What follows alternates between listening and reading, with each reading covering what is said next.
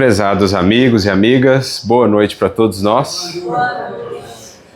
Que Jesus nos abençoe, nos envolva na sua doce paz. Para mim é uma alegria estar aqui mais uma vez, reconhecendo, revendo corações queridos, conhecendo a novos e buscando desde já retribuir o carinho que receberemos na forma de reflexões que possam ser úteis a todos que aqui estamos, nos dois planos da vida.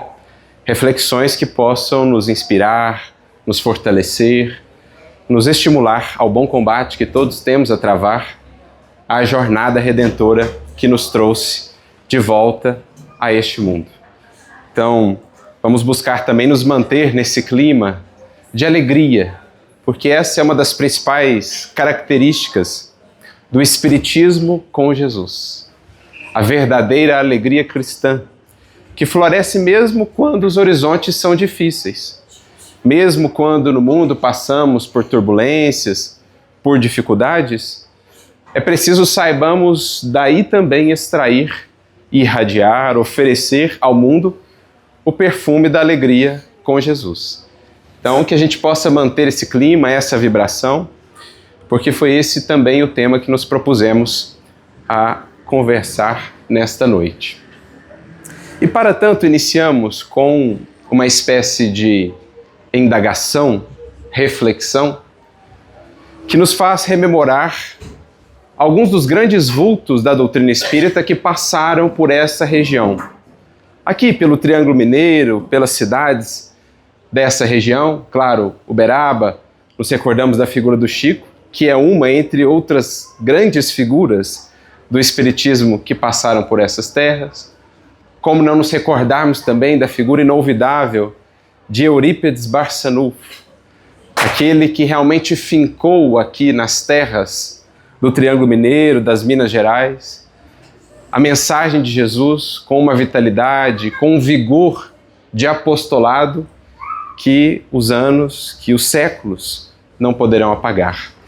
Referimos-nos apenas a esses dois nomes para não incorrermos aqui na injustiça de tentar citar a todos. Por meio dos dois, elencamos todos esses nomes que vêm à nossa mente e ao nosso coração.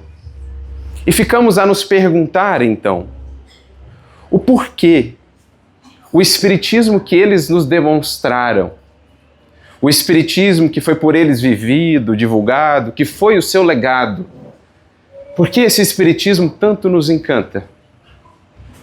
Ou, lembrando da música que foi aqui cantada, por que esse Espiritismo nos cativa tanto assim?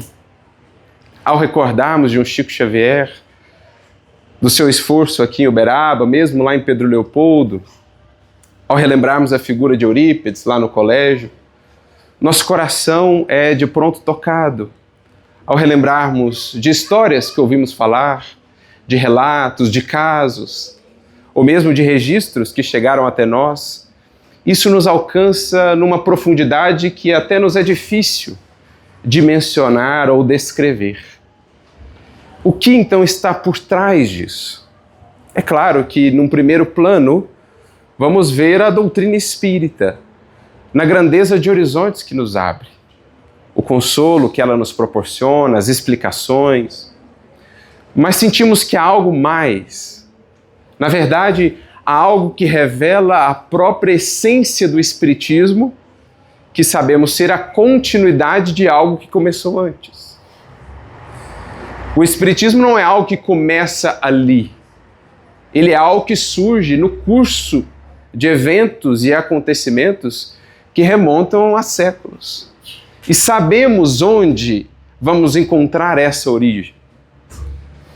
Sabemos onde estará a raiz do Espiritismo, que nos ajudará a entender o porquê esses corações que aqui relembramos nos tocaram, nos fascinaram tanto com a sua vivência espírita. Porque eles nos apresentaram o Espiritismo tal qual ele é em sua essência, ou tal qual ele deve ser, profundamente ligado ao coração de Jesus. A figura do Mestre, que torna o Espiritismo, que já é por si mesmo grandioso nas explicações que nos proporciona, nas respostas, nos horizontes que nos descortina, já é por si mesmo grandioso, mas com o toque de Jesus, com a presença do Cristo, que Ele resgata, tão viva quanto nunca, nós entendemos então o porquê essas almas ocupam para nós, em nossa memória, em nosso coração, um espaço tão especial. Porque em verdade nos apontam para Jesus, nos fazem sentir que estamos mais perto dele, como que nos envolvem numa aura, numa atmosfera, ou diria Kardec, numa psicosfera que nos remete àqueles tempos inesquecíveis para toda a humanidade, para todos aqueles que minimamente já despertaram para a grandeza do Evangelho. O que aqui se passou nestas terras, nesta região, nos faz recordar os tempos inolvidáveis do Tiberíades, da Galileia, a figura de Jesus. Algo que, certa feita, o próprio Chico disse, quando dessas viagens suas, quando ia visitar casas em outras regiões, em outros locais, e lá estava aquela multidão a esperá-lo. Ele mesmo costumava dizer que ali aqueles corações não estavam para vê-lo. Ali estavam porque estavam com saudades de Jesus. E ele, no seu esforço sincero e profundo de vivência do Espiritismo, reaproximava aqueles corações, os nossos corações, de Jesus. Então é isso que nós vamos tomar como ponto de partida para a nossa reflexão nessa noite. Esse Espiritismo que nos foi apresentado dessa maneira, ou com essa proposta, para que, operando dentro da seara espírita, não percamos o foco daquilo que de fato é o primordial, daquilo que deveremos mirar enquanto trabalhadores já minimamente despertos, discípulos já dispostos a seguir por esses passos ou a aceitar esse convite. Recordando-me aqui de uma mensagem do nosso querido Emmanuel, que está no prefácio do livro Pão Nosso, intitulado No Serviço Cristão. E o Emmanuel, então, ele vai nos conduzir por uma reflexão dentro dessa linha que aqui já iniciamos, que nos faz analisar a nossa relação com o Espiritismo. O que temos feito dele ou o que ele tem feito em nós. O quanto de espaço, de abertura, de entendimento temos dado ao Espiritismo para compreender nele aquilo que é essencial. O Emmanuel começa então essa mensagem dizendo assim, que para muitas criaturas, o Espiritismo não passa de um movimento fenomênico, que estará restrito ou às experiências de laboratório, de experimentação, ou à mera discussão filosófica. E é importante considerarmos isso porque não negamos que isso faça parte do Espiritismo, nem Emmanuel faz. Todos nós conhecemos a história por meio da qual a doutrina espírita chegou até nós.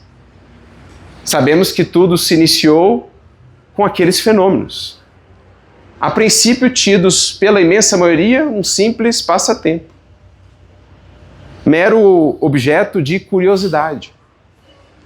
Algo que se inicia, ou que tem um dos marcos iniciais, naquela noite em 1848, quando, na casa das irmãs Fox, se iniciam aqueles fenômenos que depois seriam exportados para a Europa.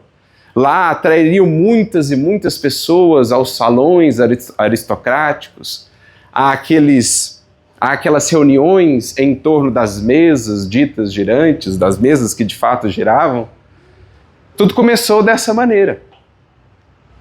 Recordo-me da figura de Andrew Jackson Davis, grande médium dos Estados Unidos, que na mesma noite em que os fenômenos se iniciavam na casa da família Fox, sente um sopro passar pela acústica espiritual das suas percepções mediúnicas, que lhe dizia: hoje iniciamos um bom trabalho. Àquele tempo, ou naquele dia, mal teria ele, talvez, noção da dimensão do que estava sendo iniciado. Então nós reconhecemos a importância disso, desses fenômenos, como também os tivemos no Brasil. Muito do espiritismo nascente nestas terras, quando foi aqui se consolidando, fincando raízes, esteve baseado também nos fenômenos, os mais impressionantes. Como nos esquecemos de Santa Maria, os fenômenos que ali se iniciaram, atraindo a atenção de Frederico Peiró, conversando com o tio Senhor Mariano, tio de Eurípides Barçanufo, e assim todo o processo que culmina na conversão de Eurípides Barçanufo num legado sublime do espiritismo em Sacramento e na região. Os fenômenos de cura, médiuns com capacidades impressionantes de cura, de materializações, de efeitos físicos, tudo isso tem a sua razão de ser. E em falando a respeito disso, Emmanuel não está menosprezando esse aspecto da doutrina espírita, os fenômenos, muito menos o aspecto filosófico, que representa um passo muito significativo na estruturação do espiritismo. Quando tantos apenas viam naqueles fenômenos passatempos ou curiosidade, um homem de lucidez, de um profundo bom senso, de um alcance espiritual, um espírito verdadeiramente visionário, porque muito inspirado, Allan Kardec, conseguiu entrever para além daqueles singelos fenômenos, ou até impressionantes fenômenos, conseguiu ver algo ainda mais impressionante, ainda mais belo, ainda mais fundamental. Diria ele, está registrado no livro Obras Póstumas, quando ele trata da sua iniciação no Espiritismo, diria ele que ali ele entrevia algumas das chaves mais importantes para a humanidade. Algumas das respostas há séculos buscadas pela filosofia, pelos pensadores, por aqueles que buscavam a verdade. De repente, ali estava, diante dos seus olhos, um conjunto dessas respostas. Era, no entanto, preciso organizar tudo aquilo, todo aquele material, para que das respostas, das comunicações esparsas, das mais diversas origens, por meio dos mais diversos médiuns, ele pudesse compor uma doutrina coesa, lógica, racional, tal qual é o Espiritismo, dando um passo muito importante para além dos meros fenômenos, que podem ficar adstritos apenas ao domínio da matéria, apenas àquilo que fere os sentidos físicos da criatura, sem alcançar-lhe ou alcançar nela aquilo que é o mais fundamental, o espírito que ela é. Alguém poderá conviver, como se deu, com muitos pesquisadores aos tempos de Kardec, conviveram por anos e anos com os fenômenos, sem contudo chegarem a se convencer da realidade daquilo. Porque talvez também temiam todas as consequências morais que a compreensão filosófica trazia junto consigo em torno daqueles fenômenos. Quantos não foram os pesquisadores de renome que por uma vida inteira estudaram aqueles fenômenos, desencarnando sem chegarem ao âmago filosófico, quanto mais ao aspecto moral, quanto menos ao aspecto moral da doutrina espírita, as consequências morais da doutrina espírita. Então, o aspecto filosófico já é mais um passo importante, primordial. Mas o que Emmanuel está nos dizendo aqui, nesse prefácio da obra Pão Nosso, é: para muitos, o horizonte no que diz respeito ao Espiritismo para aí. Ou nos fenômenos, no primeiro círculo, ou no aspecto filosófico, num segundo círculo de expansão em relação ao Espiritismo. Contudo, quer acrescentar ele, o Espiritismo não deve parar aí. O Espiritismo, como foi concebido por Allan Kardec, não deve parar aí. Se limitar a esse horizonte, seja o material fenomênico, seja o filosófico. É preciso ir além. Isso vale tanto para os que estamos aqui encarnados, quanto também para os que estão de lá, desencarnados. Porque Emmanuel continua na sua mensagem fazendo a seguinte reflexão: tanto aí quanto aqui, ele desencarnado, temos espíritos nas mais diversas categorias de evolução e maturidade. Assim como entre os encarnados existirão aqueles que estão quase que exclusivamente ainda voltados para a matéria, também no mundo espiritual, embora desencarnados, existirão aqueles que não pensam em outra coisa senão a matéria, a ponto de obsidiarem os encarnados no intuito de alguma maneira, por tabela, poder experienciar a matéria da qual ainda não conseguiram se libertar minimamente. Da mesma forma que na matéria existirão aqueles que já conseguem, no âmbito do espiritismo, ultrapassar os fenômenos ou a mera curiosidade para buscar a reflexão filosófica, para debater, para discutir, para refletir a respeito do que ele apresenta à humanidade, também do lado de lá existirão espíritos nessa condição. Contudo, dentro desse grupo existirão aqueles que param apenas no âmbito filosófico, sem fazerem a devida conexão, ou sem darem o passo a mais fundamental, de trazerem todo esse arcabouço filosófico de ideias novas, de horizontes mais amplos, para a sua vida em termos de consequências inevitáveis, inexoráveis. Então vivem, por exemplo, num universo de discussões, de debates intermináveis em torno dessas ideias, sem que de fato elas repercutam numa nova maneira de ser, numa nova conduta. Existem os que estão nessa condição no plano material, mas também no mundo espiritual. Espíritos desencarnados, detentores do conhecimento do espiritismo ou dessa realidade espiritual ampliada que já conseguem acessar, mas que não conseguem ou que ainda não se sensibilizaram para o passo seguinte, sobre o qual Emmanuel vai falar ou vai tratar nesse prefácio e sobre o qual também Allan Kardec tantas vezes abordou.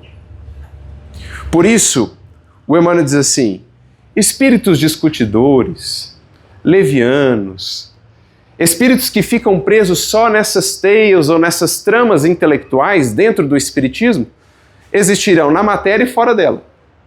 Agora, os espíritos que trabalham pelo progresso efetivo da humanidade, distanciados da vida física, pugnam, diz Emmanuel, pelo espiritismo com Jesus.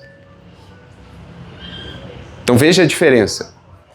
Aqueles espíritos, e ele coloca até esse detalhe para nós, mais distanciados da matéria, ou seja, espíritos que já conseguiram se libertar, se desprender, se desvincular de alguma maneira da experiência mais material e de tudo que lhe é afeito, as paixões, os interesses mais imediatos, os espíritos verdadeiramente elevados pugnam, defendem, propõem um espiritismo com Jesus.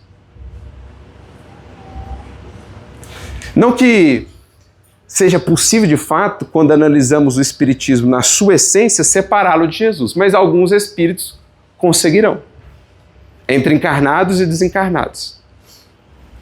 Como se essa vinculação, de alguma maneira, atrasasse o espiritismo, ou vinculasse a um pretérito do qual precisamos nos afastar, porque não entendem a renovação que o espiritismo traz para a nossa relação com Jesus, ou no nosso próprio entendimento do Evangelho. De fato, em se tratando de espiritismo com Jesus, não estamos a falar de um espiritismo marcado por um pensamento dogmático, por uma visão muito exterior do que seja essa relação com Cristo.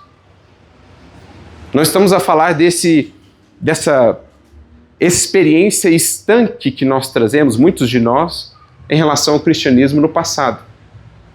Estamos falando de uma relação dinâmica, horizontes que se nos abrem, um entendimento tão mais profundo, tão mais claro de tudo que está lá no Evangelho e que deve configurar agora a nossa maneira de viver, nossa maneira de nos portarmos.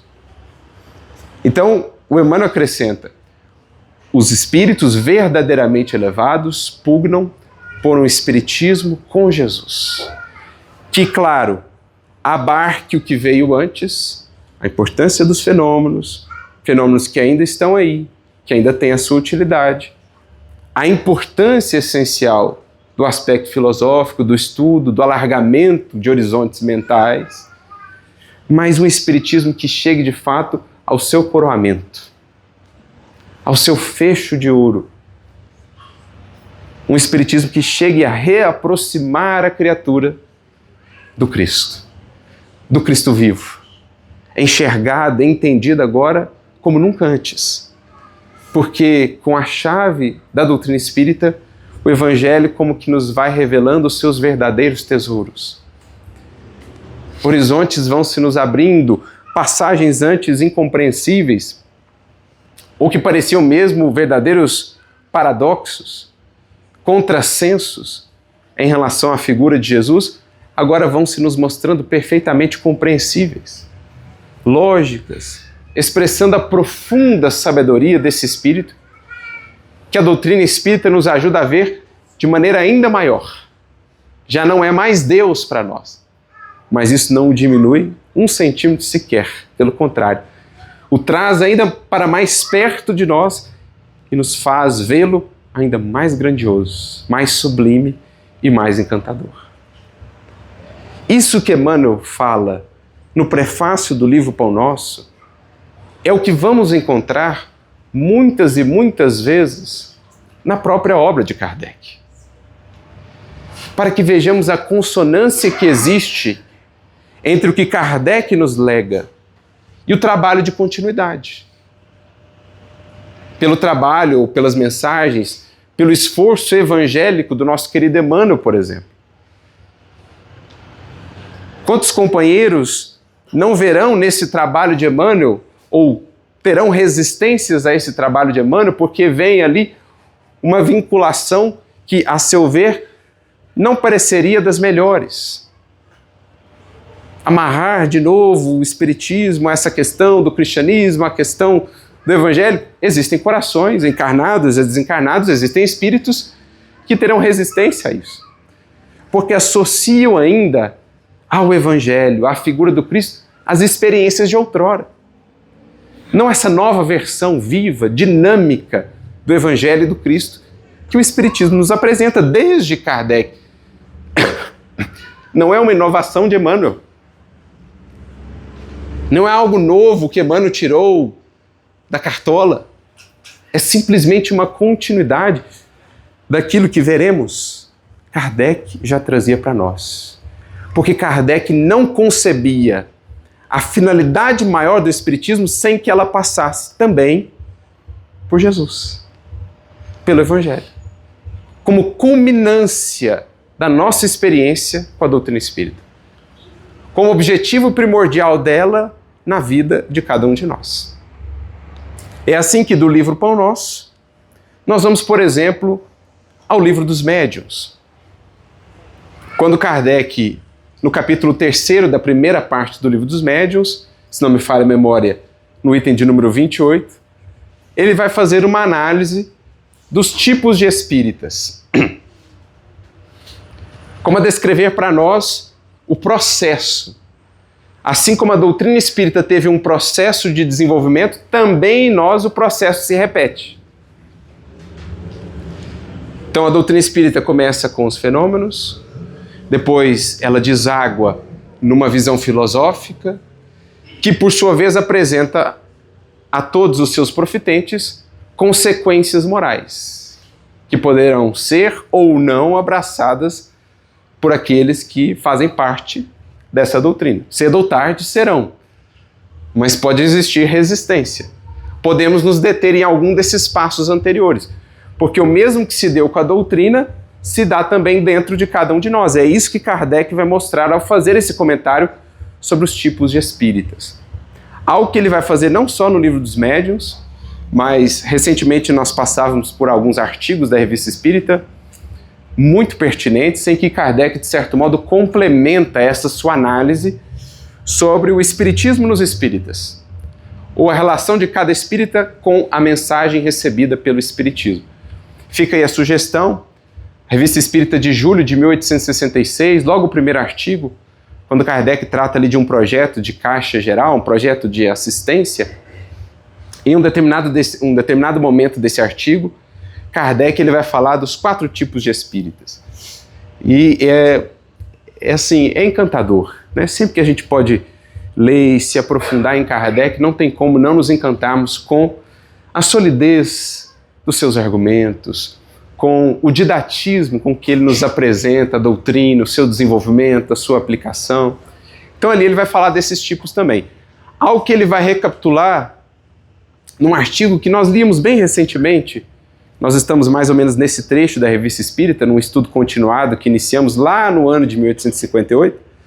Agora, no mês de julho de 1867, Kardec tem um artigo chamado Breve Excursão Espírita, em que ele fala de algumas viagens que ele fez ali para difundir o espiritismo, conhecer casas espíritas em outras cidades, mas também, em um determinado momento do artigo, ele fala da alegria que tomava o seu coração por ver o tipo de espíritas que ele havia encontrado nessas regiões pelas quais passou. Nessa viagem ele havia ido até Bordeaux, depois na volta ele passa pela cidade de Tours e também pela cidade de Orléans.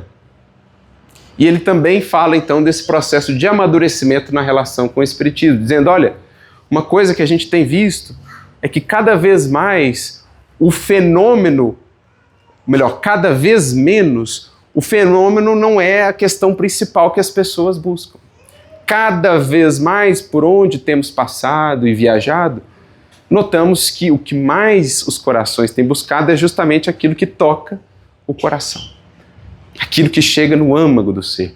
Aquilo que, portanto, nos remete ao Evangelho, a esse aspecto moral da doutrina espírita. Então Kardec vai compartilhando dessa sua felicidade e falando desse tipo de espírita que ele pôde encontrar ali. Mas voltando à definição do Livro dos Médiuns, para a gente poder se situar aqui, quais são os tipos que Kardec lá descreve? O primeiro tipo de espírita que Kardec descreve é o espírita fenomênico, ou aquele para o qual a doutrina espírita se resume àqueles fenômenos. Diante de um fenômeno, ele diria mais tarde, em outra definição, digamos assim, dos tipos de espírita, diante do fenômeno, ele se sente extasiado, ele se impressiona, fica empolgado. Diante de uma consequência moral, ele permanece ainda indiferente, não chega a meditar a respeito disso. O que daquele fenômeno, ou o que de alguma consequência daquele fenômeno há de conectar-se com a sua vida. Isso ainda o escapa. Então ele chama esse primeiro tipo, digamos, a casquinha, né? Os primeiros contatos, a primeira experiência com o espiritismo, o espírita fenomênico ou fenomenológico. Depois ele passa para um segundo tipo, que ele vai denominar espíritas imperfeitos. Para esses, diz Kardec, já divisam algo do aspecto filosófico da doutrina espírita. Ou seja, já refletem para além dos fenômenos. Ótimo, existem espíritos e eles podem interagir com a matéria. Isso é o início do espiritismo, né? Mas se é assim, então quer dizer que os que morrem aqui permanecem vivos do lado de lá. Só isso, gente. Só isso já traz consequências de uma dimensão que talvez nós espíritas ainda não tenhamos todo o alcance. Ainda mais quando nós pensamos que estamos no ano de 2025, passados mais de 2 milênios do advento do Evangelho. E milhões, bilhões de criaturas caminham ainda pelo mundo sem considerarem isso de maneira um pouco mais profunda. Claro, todos aqueles que são religiosos, de alguma maneira acreditam na continuidade da vida. Mas quantos meditam de fato no alcance e nas consequências disso? Para nós espíritas, essa continuidade da vida, que para outras visões teológicas é meio vaga, meio incerta, porque não corroborada por fatos, mas muito mais na teoria apenas, para nós espíritas não é este o caso. Abundam fatos, relatos, provas patentes, vivas, dessa realidade além-túmulo. Então, de repente, você se vê caminhando no mundo em que milhões e milhões de pessoas, nesta nação ou em qualquer parte, não meditam sobre isso. E vão conduzindo a sua vida sem considerarem isso, o impacto disso. Nós, no entanto, já alcançamos esse horizonte a princípio filosófico, que naturalmente se conectará a consequências morais. Mas, diz Kardec, os que estão nessa segunda fase, eles já até alcançam, refletem sobre isso, mas ainda têm dificuldade em fazer a conexão disso com a sua vida. Bem, a vida prossegue. O que fazemos aqui repercute do lado de lá. O que isso então deve representar na minha maneira de viver? Nada. Vou seguir vivendo do mesmo jeito. Vou falar um monte sobre isso, debater sobre isso em todo lugar que eu estiver, com um sem número de pessoas, mas vou seguir sendo a mesma pessoa. Muitos e muitos corações no Espiritismo, ou fora dele, dentro de outras doutrinas, que acreditam na continuidade, não fazem ainda essa conexão, não conseguem vislumbrar o desdobramento da sua vida aqui nessa continuidade do além. Por isso Kardec então os denomina de espíritas imperfeitos. Dentro desse grupo, Kardec vai dizer no artigo lá da Revista Espírita de 1866, quando ele vai fazendo essa denominação também, ele dirá, olha, muitos desses corações, as fibras ainda não lhes estão suficientemente sensíveis para serem de fato tocadas a ponto de fazerem uma renovação profunda do seu modo de ser, do seu modo de viver. No entanto, entre eles já encontramos almas muito zelosas, muito dedicadas, que propagam a doutrina, que a defendem, enfim, contribuem para com ela. E cedo ou tarde vão dar os passos subsequentes. Mas no momento ainda não alcançaram aquilo que é o cerne do Espiritismo. Então ele vai chamar de os espíritas filosóficos também, ou os espíritas imperfeitos. Na definição do Livro dos Médiuns, ele traz um outro tipo que não vai estar muito bem nas definições que encontramos na Revista Espírita, mas que a gente consegue de alguma maneira encaixar ou fazer correlações com as outras definições. Ele vai chamar de os espíritas exaltados. Eu pulei uma aqui que é a mais importante, a que mais nos interessa. Mas ele chama de os espíritas exaltados. Basicamente seriam aqueles para os quais falta bom senso. Aqueles que, sim, já entendem a interação dos espíritos com o nosso plano material, já refletem sobre os horizontes filosóficos, sobre a doutrina espírita em si mesma, mas o fazem ainda sem qualquer filtro. Então tudo que vem do mundo espiritual é aceito, é passado adiante. Qualquer coisa que diga respeito à espiritualidade é tomada como espírita, sem um crivo, sem uma análise, sem uma ponderação. E nisso misturam um monte de coisas, doutrinas, teorias que não são propriamente espíritas com o espiritismo. Abraçam ideias que são, em sua essência, antagônicas com muitos dos aspectos do espiritismo e vão misturando tudo isso num mesmo balaio, considerando tudo como sendo espiritismo. Se há espíritos, então é espiritismo. Não necessariamente. O espiritismo propõe uma relação madura com o mundo espiritual, entendendo as leis que presidem essa relação, entendendo que lá existem espíritos de toda sorte, até mesmo espíritos mais ignorantes que nós próprios em relação às coisas do mundo espiritual. Então não é simplesmente o fato de existir intercâmbio que garanta que aquilo é verdadeiro, que aquilo é nobre, que aquilo é elevado. É preciso ter muito senso, muita ponderação. Esse é o espírito kardeciano por excelência, algo que ele nos demonstrou tantas vezes quando temos a oportunidade de estudá-lo mais a fundo. Isso, em nossos tempos, diria, é muito importante. Especialmente num tempo em que todo mundo, tendo uma rede social, estando, digamos assim, no areópago da atualidade, que é uma rede social, todo mundo pode falar em nome do espiritismo. Mas será que está apresentando o espiritismo mesmo? Será que fala do espiritismo com o zelo, com o cuidado, com a reverência, com a ponderação com que dele deveremos falar e tratar? Como esses exemplos nos demonstraram, a começar por Kardec? Então a postura deslumbrada em relação ao que vem do mundo espiritual é, muitas das vezes, dirá Kardec, mais prejudicial do que benéfica ao espiritismo. Porque cria, melhor dizendo, uma série de preconcepções e até preconceitos em relação ao espiritismo, tornando mais difícil a criatura depois acessar no espiritismo aquilo que é o seu âmago, aquilo que de fato ele é. Então lembremos-nos da nossa responsabilidade para com o espiritismo. entusiasmo, diz Kardec, ele não reflete, ele deslumbra.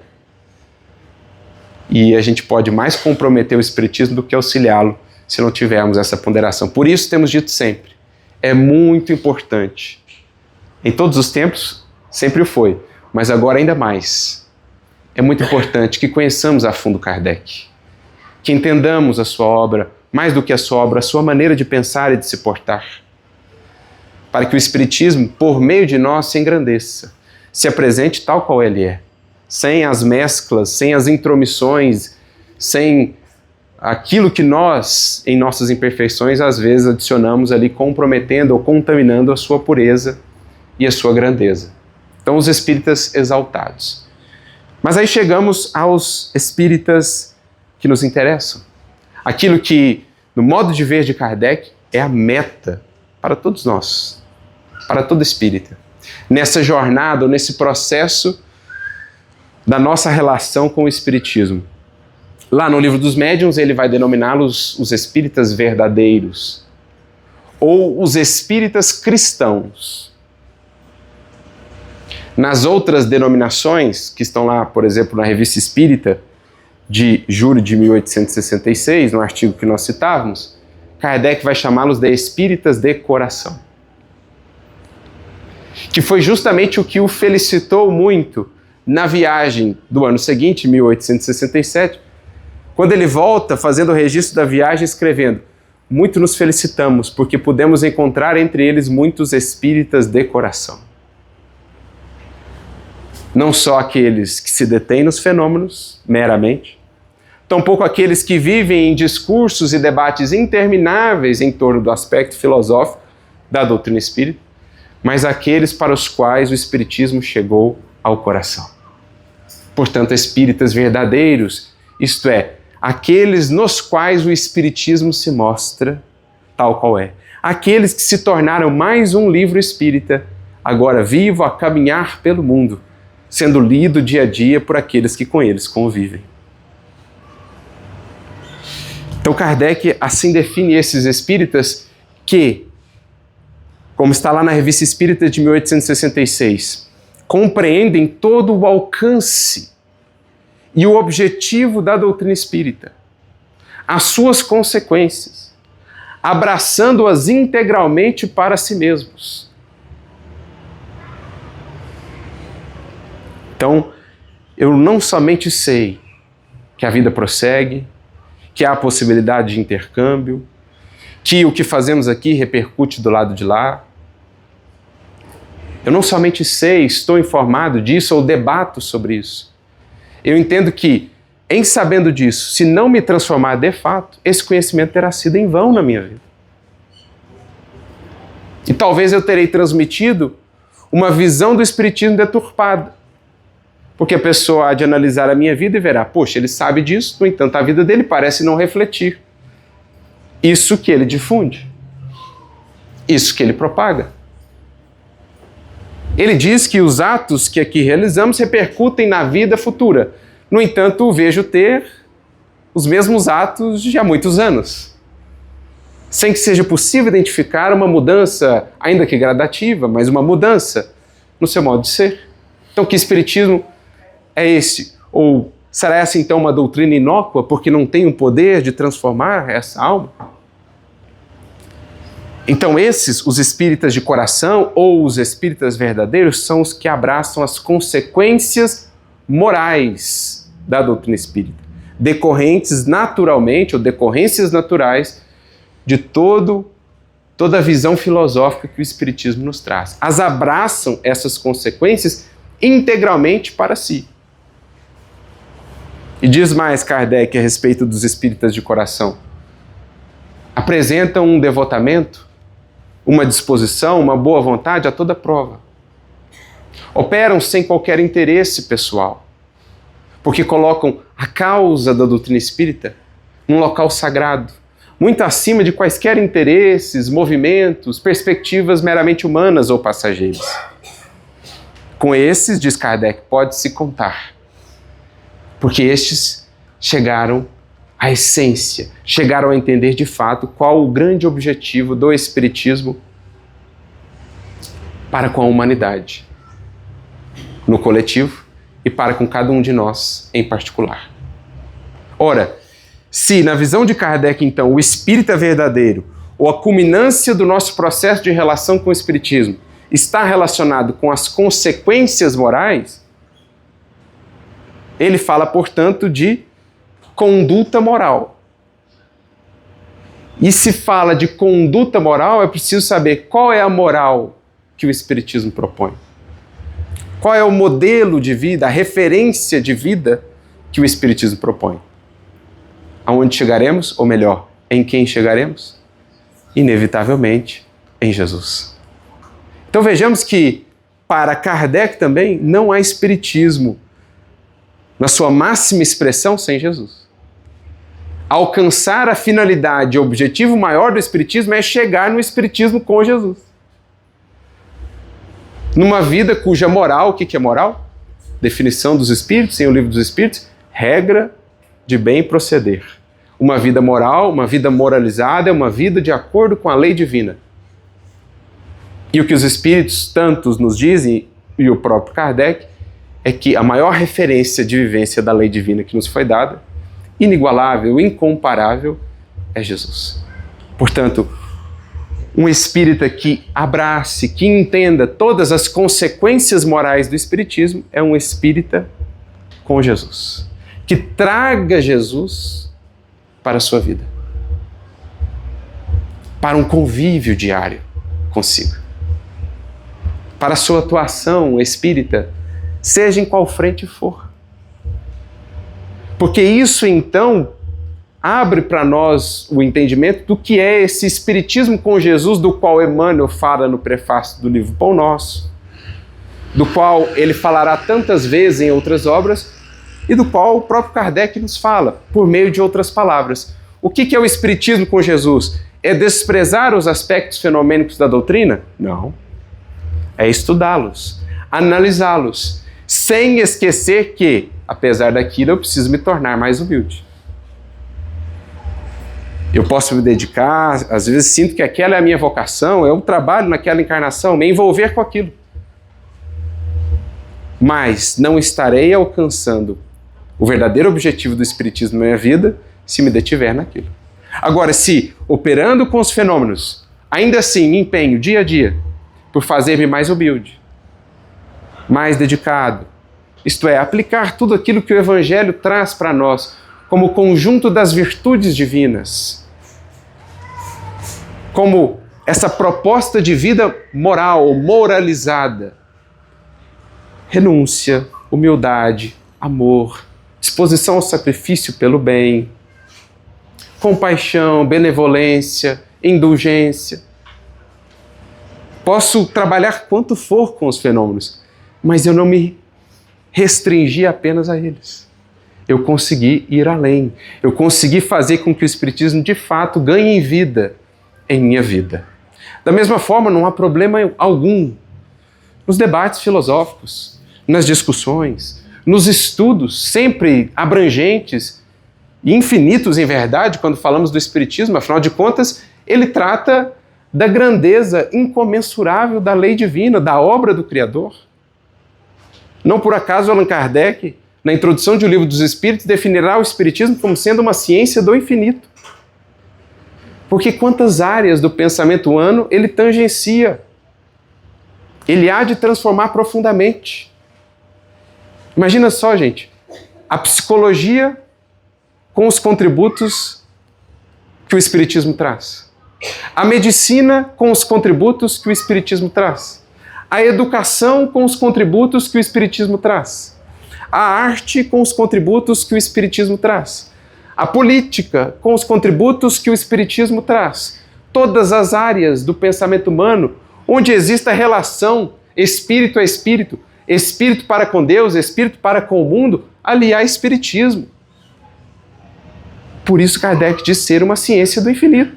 Então são estudos intermináveis.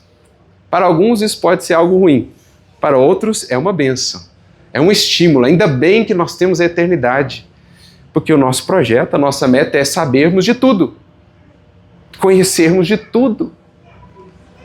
Jesus não é só o mestre da vida moral, Jesus, gente, sabe de geologia, de biologia, de física, de química. Afinal de contas, ele presidiu a formação de todo o planeta, contando com seus ministros. Então tem lá o responsável pelo aspecto geológico da Terra, tem aquele responsável pelo aspecto químico ou biológico da Terra, tem aquele responsável pelos aspectos sociológicos da sociedade, zoológico, tudo que você pode imaginar.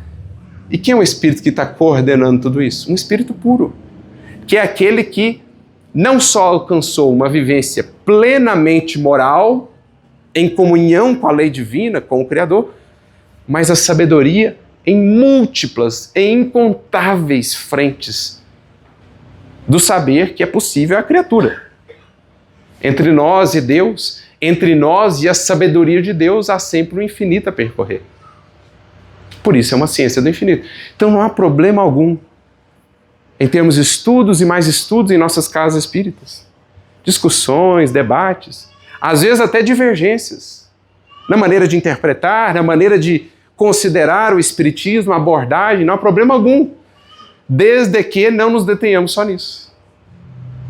Desde que, além disso, estejamos no esforço diário com Jesus, por sermos mais humildes, por sermos mais valorosos, mais dedicados, mais amorosos, mais compreensivos, porque senão facilmente nós nos perdemos, como tantas vezes já o fizemos, desde os tempos de Jesus, o farisaísmo, nos perdemos facilmente nos labirintos do intelecto frio, do intelecto que julga, que condena, que se torna soberbo.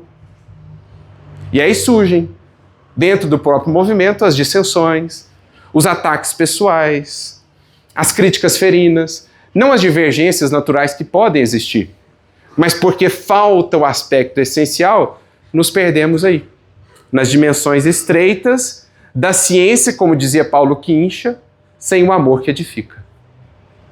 A ciência por si só, sem que ela esteja orientada pelo amor, na figura de Jesus, ela facilmente incha. Paulo já dizia isso há 2000 anos, porque ele viveu isso. Ele esteve em Atenas. E Atenas foi a cidade mais refratária à mensagem de Jesus, onde estavam os espíritos mais intelectualmente gabaritados. Aos tempos de Kardec também. Grandes pesquisadores e cientistas do seu tempo não conseguiram passar a primeira barreira dos fenômenos. Alguns começaram a chegar no aspecto filosófico, mas pararam nisso. Ao passo que, quando Kardec viajava por aqueles rincões, pelo interior da França, ele via de corações, às vezes, pouco, quase nada instruídos, mas que do espiritismo haviam chegado no âmago, haviam alcançado a essência. Como nós vimos em muitos dos rincões nesta pátria, no Brasil. Médiuns, às vezes, analfabetos, pessoas sem muitos recursos intelectuais, mas que entenderam o espiritismo em maior profundidade, dele extraíram mais do que os mais gabaritados dos cientistas, às vezes, em grandes academias, porque limitados apenas ao horizonte intelectual, sem que do espiritismo alcançassem a essência, sem que chegassem ao espiritismo com Jesus, ao espiritismo moralizador, transformador das vidas. Então, isso é espiritismo com Jesus, que Chico nos demonstrou tão bem. Tinha fenômeno? Tinha. Tinha estudo, debate filosófico? Tinha. Mas tinha serviço, tinha humildade, tinha compreensão. E por isso floresceu, por isso encantou, por isso atraiu a tantos. Porque nos remete àquilo que é mais essencial, aquilo que de fato o nosso coração anseia. Poderemos nos preencher de respostas, de raciocínios e de argumentos, mantendo o coração ainda sedento da paz que só o Cristo confere. Só a vivência moralizada confere a uma alma.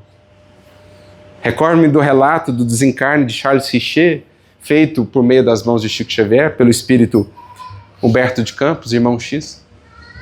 Richer que chega do lado de lá, no mundo espiritual, sem ter conseguido, durante a encarnação, chegar a esse espiritismo.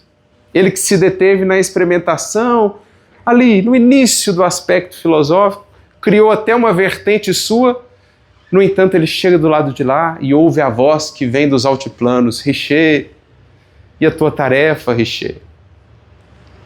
E ele então cai em prantos, porque notou, talvez ali, tardiamente, aquilo que Jesus, já no seu evangelho, registrava.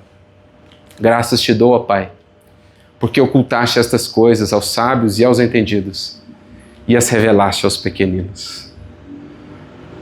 Esses conseguem alcançar o maior tesouro do Espiritismo.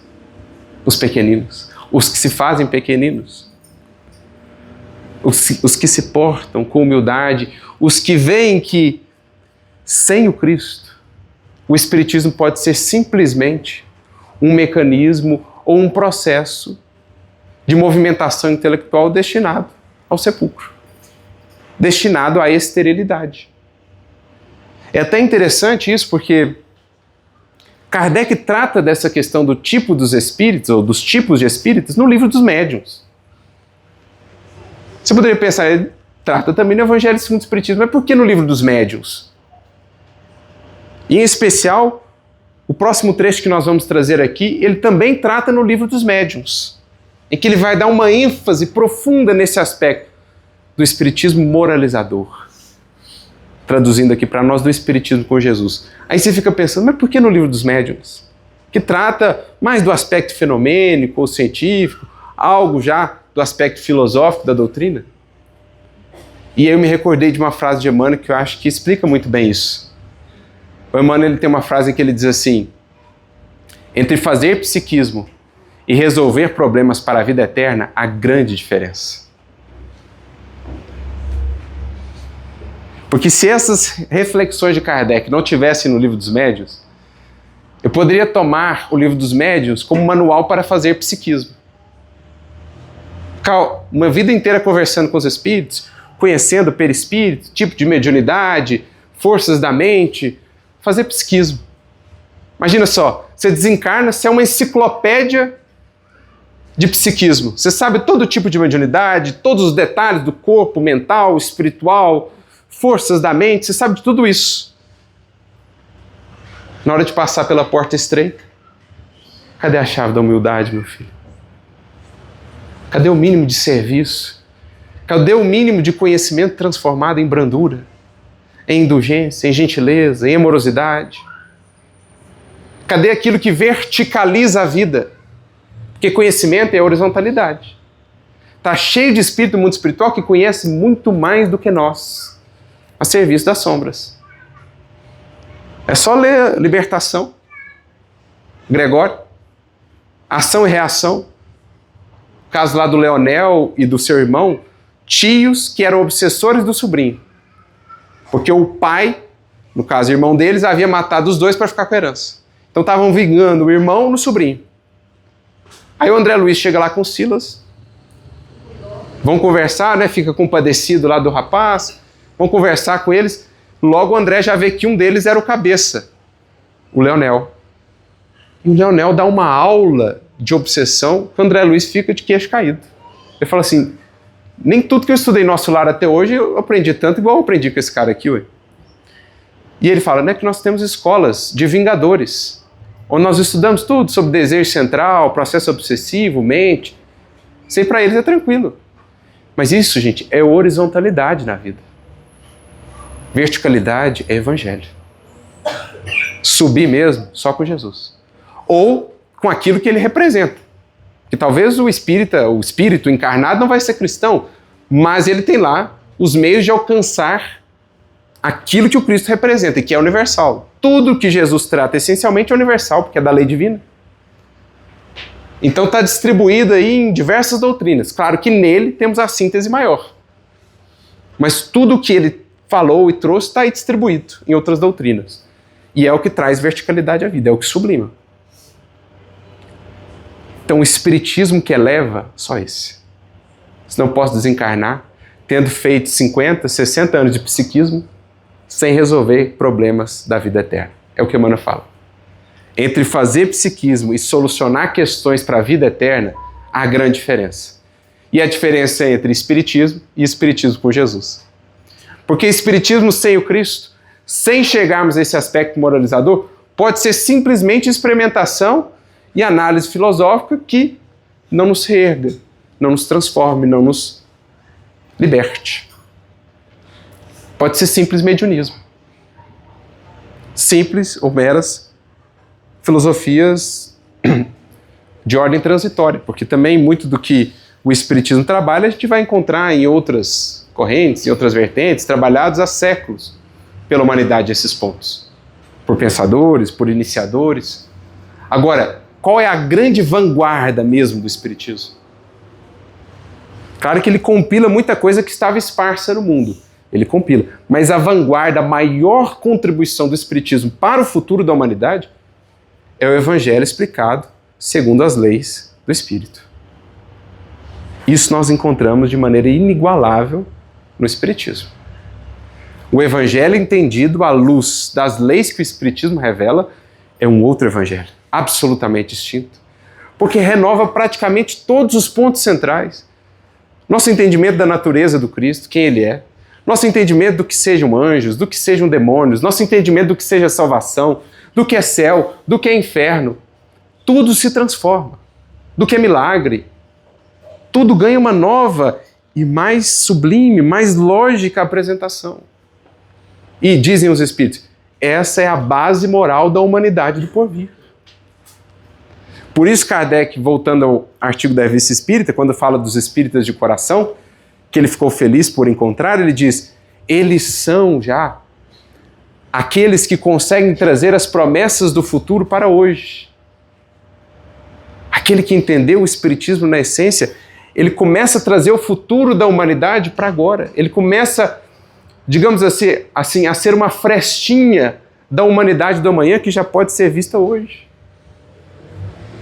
Ele antecipa a nossa destinação, o espírita de coração.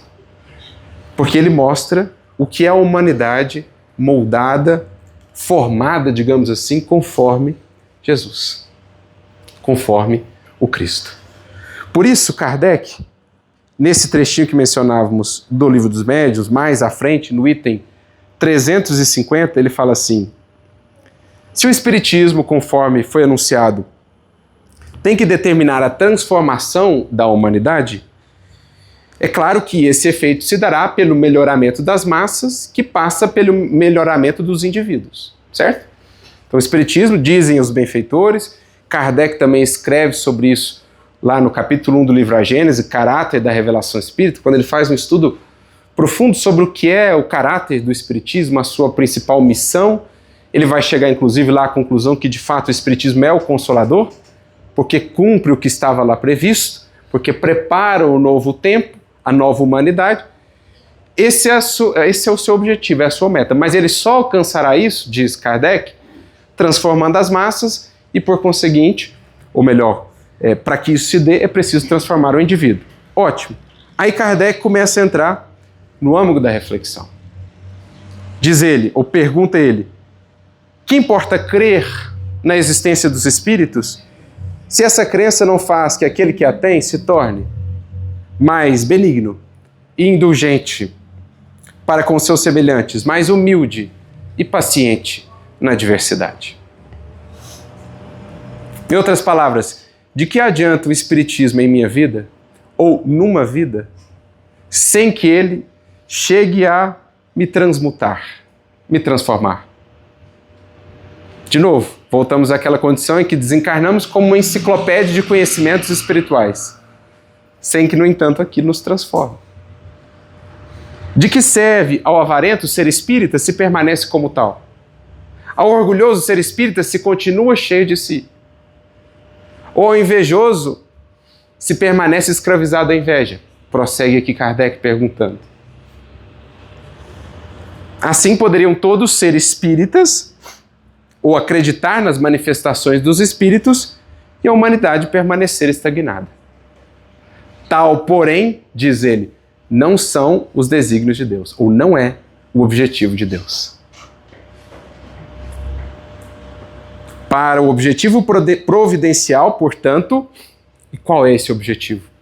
Transformação moral das criaturas e, por conseguinte, da humanidade. Um espiritismo que leve a uma vida moralizado, um espiritismo com Jesus. Um espiritismo que toque o coração, que é em verdade a base de todo o processo de renovação, já que tudo começa no manancial do sentimento. Para esse objetivo providencial, diz Kardec, é que deve entender todas as sociedades espíritas sérias. E mais, aqui eu acho bonito, vou ler ipsis literis o que ele diz. Kardec diz assim: essa a estrada pela qual temos procurado com esforço fazer que o Espiritismo enverede. O Kardec está dizendo o seguinte: olha, gente, eu tenho me esforçado por conduzir o Espiritismo por uma estrada. E essa estrada, para a qual eu tenho me esforçado que o Espiritismo enverede, é a estrada de um Espiritismo com Jesus. Temos tranquilidade para dizer isso aqui. Porque ele próprio vai acrescentar: a bandeira que desfraldamos bem alto é a do espiritismo cristão e humanitário. Então, quando Emmanuel nos fala tanto de Jesus, quando Emmanuel nos fala de um espiritismo com Jesus, quando Emmanuel descortina para nós o entendimento do Evangelho, ele não está inovando no espiritismo. Ele não está inserindo coisas suas. Ele está dando continuidade ao que Kardec propôs. Que Kardec entendia que só esse espiritismo é capaz de realmente transformar destinos. Um espiritismo cristão e humanitário. Essa bandeira que Kardec desfraldou para os séculos. Porque uma coisa muito bonita, gente, que nós temos falado muito ultimamente nas nossas reflexões, é conhecer os bastidores da doutrina espírita aos tempos de Kardec. É conhecer um Kardec que, infelizmente, é desconhecido de muitos. Muitos veem Kardec do gabinete. O filósofo, o grande pensador, que legou-nos essas obras monumentais. Poucos conhecem o Kardec servidor, o apóstolo do coração. Temos tido a grata satisfação agora de contar com manuscritos inéditos que têm vindo à tona, orações de Kardec. Outro dia li uma dessas orações de Kardec e me emocionei. A grandeza desse espírito, que a gente acha ser somente aquele homem frio do gabinete, do raciocínio. Está lá Kardec viajando e se alegrando de abraçar espíritas de coração.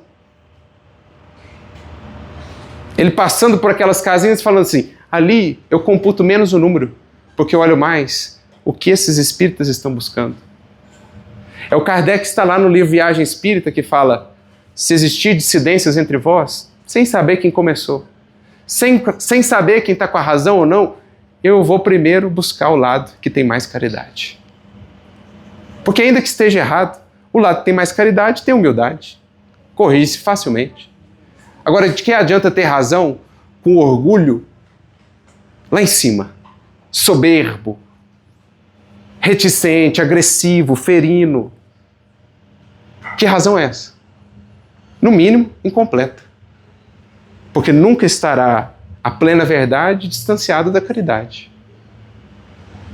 Esse é o Kardec por detrás do Kardec das fotos que às vezes a gente vê, né? Aquele Kardec que parece assim, frio.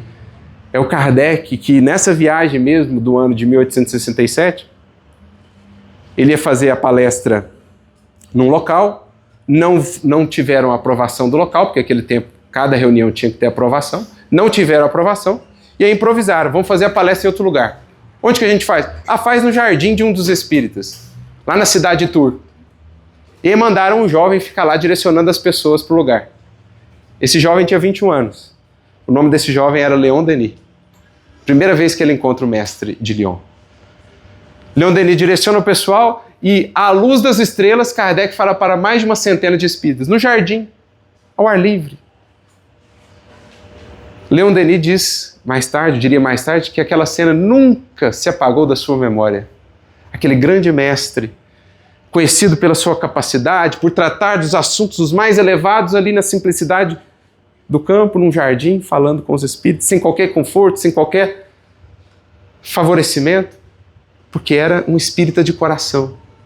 E aí no outro dia aquele jovem volta, Kardec havia ficado hospedado ali com a Amélie, na casa daquele espírito, e a cena bucólica que ele vê também se gravaria de maneira indelével no seu coração.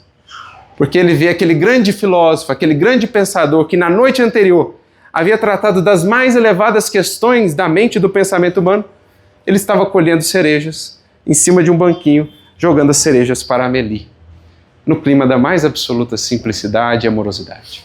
Esse é o Kardec real, gente. Esse é o espiritismo que um Chico aqui buscou resgatar, um Eurípides viveu ali em Sacramento, e tantos nomes que não ousaríamos aqui elencar porque não haveria tempo. Às vezes, com poucos recursos cabedais, intelectuais, porque não tiveram a oportunidade nesta encarnação de ter acesso a isso. No entanto, entendendo mais da essência do Espiritismo que talvez aqueles que por anos a fio se debruçaram sobre os livros, sem, no entanto, fazer o vínculo, o contato com Jesus. Então Kardec diz, essa é a bandeira que desfraldamos bem alto, em torno da qual já temos a ventura de ver muitos corações se reunirem. E ele acrescenta ainda mais adiante um convite à posteridade. Ele diz, convidamos, pois, todas as sociedades espíritas a colaborar nessa grande obra. Todas as sociedades espíritas, meus amigos. Que nelas exista a experiência mediúnica. O fenômeno, seja de que natureza for, de efeitos físicos, o fenômeno de ordem intelectual, né, as manifestações, que existam ali os fenômenos. Porque isso é parte sine qua non também do espiritismo. Não há espiritismo sem espíritos. Que exista ali o estudo. Debates filosóficos, ampliação de horizontes da mente, que exista. Mas que exista em cada sociedade espírita o espiritismo com Jesus. O espiritismo que transforma, que verticaliza, que resgata, que sublima aquele sem o qual não teremos alcançado o grande objetivo do espiritismo na vida de cada um de nós. Correndo o risco de termos por anos a fio feito psiquismo sem resolver as nossas questões para a vida eterna, para a imortalidade. É esse o espiritismo que o Chico nos ensina a cultivar, um espiritismo que traga Jesus para conviver e para trabalhar conosco, porque aí se dá a grande bênção da transformação. A alma que traz o Cristo junto consigo, em tudo que ela faz, ela alcança agora novas dimensões. Tudo que ela experiencia agora com um novo coração, com uma nova maneira de sentir, extraindo muito mais das experiências e das circunstâncias do dia a dia. Como diz André Luiz, do prefácio do livro Nosso Lar, é muito difícil ingressar alguém na Academia do Evangelho do Cristo. Ingresso esse que se dá quase sempre de maneira estranha. Ele só, na companhia do Cristo, efetuando o curso difícil. Recebendo lições sem cátedras visíveis e ouvindo vastas dissertações sem palavras articuladas. Acho que nunca fez tanto sentido para mim essa fala do André Luiz. Porque o Espiritismo com Jesus é esse que, entenda o Mestre ao seu lado, faz de toda a sua vida circunstâncias de aprendizado. Seja o que for que aconteça, onde for, com quem for, se o Cristo estiver conosco, o sentiremos a estimular os nossos sentimentos. Sentiremos que em nós nasce uma nova força de paciência, um novo estímulo de esperança, um novo convite a amar e a compreender, porque a presença mais viva do Cristo em nós nos embala na sua psicosfera, nos envolve no seu sentir, e então não seremos mais somente nós a sentir, é o Cristo tentando sentir por nós. Não seremos mais apenas nós a olhar para o outro, serão os olhos do Cristo intentando olhar por meio dos nossos. Não serão mais apenas as nossas mãos a se mobilizarem em serviço, serão as mãos de Jesus a buscarem as nossas no campo da tarefa. E então, como diz André Luiz, nós ouviremos vastas dissertações sem palavras articuladas. Você vê uma cena, você vive uma experiência, aquilo se torna um sermão sobre o qual você medita por meses a fio, às vezes até por anos. Você vive uma experiência singela do cotidiano, você vai notar que aquilo foi Jesus te ensinando por meio de uma cátedra invisível. Seus olhos físicos não o viam, mas ele estava ali, te ensinando, porque você o trouxe com o Espiritismo para conviver consigo, para mais junto do seu coração. E a proximidade do coração de Jesus do nosso tem um poder transformador que ignoramos. Tem um poder transformador que ignoramos. É algo que nos embala, algo que nos envolve. É o que explica o poder de um Chico Xavier de atrair as almas. Um poder de um Eurípides Barçanufo, naqueles tempos, com tão parcos recursos, de trazer pessoas de todas as partes do Brasil para estar com aquela alma. Aquilo é presença viva do Cristo. Aquilo é Espiritismo com Jesus. E é o que nós buscamos hoje.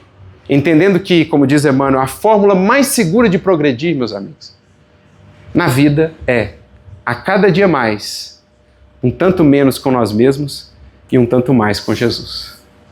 A cada dia, um pouco mais do Cristo em nós e um pouco menos do que éramos até ontem. Esse o roteiro que nos está proposto. Esse o roteiro trilhado por aqueles que nos antecederam e que marcaram, que consolidaram o Espiritismo nestas terras. Esse é o legado que temos a honra e a responsabilidade de transportar. Que saibamos viver de tal modo que as pessoas possam compreender que efetivamente não há Espiritismo como Jesus. Perdão, sem Jesus. Porque não há espírita que não seja também efetivamente um discípulo de Jesus, onde quer que esteja, no que quer que faça. Que Ele a todos nos ilumine, nos inspire e que atendamos ao convite não só de Emmanuel, mas acima de tudo de Allan Kardec, para que em nossas casas espíritas, em nosso esforço espírita, não nos esqueçamos que a bandeira que o Mestre desfraldou bem alto é a do Espiritismo cristão e humanitário, é a do Espiritismo com Jesus. A todos muita luz e muita paz, que Deus os abençoe sempre.